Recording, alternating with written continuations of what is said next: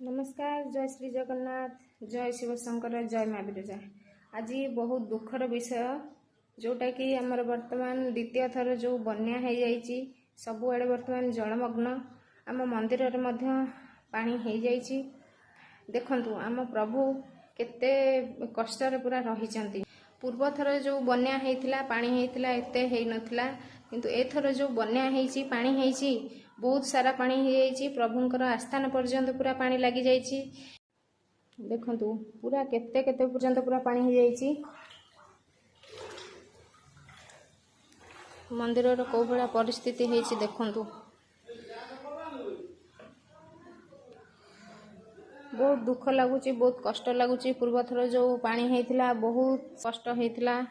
प्रभु पूरा पानी रे 5-6 दिन पूरा रही। प्रभु को ही जना ए भली परिस्थिति रे से समस्त को केमिति रक्षा करिवे, प्रभु निजे केमिति सुरक्षित रहिबे से कथा भी प्रभु को जना।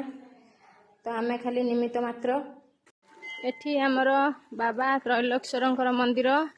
एठी आगथर जो पानी होता एठी हेई नथिला पानी, मंदिर को पानी पसि नथिला, किंतु एथर जो द्वितीय बार बन्या पानी आछि से पूरा मंदिर भीतर पानी हो जाइछि। माछ भी खेलु। बाबा त्रैलोक्येश्वर दर्शन, बाबा पूरा पानी रे अछंती। कार्तिकेश्वर दर्शन, एठी बापा गणपति बाबा दर्शन।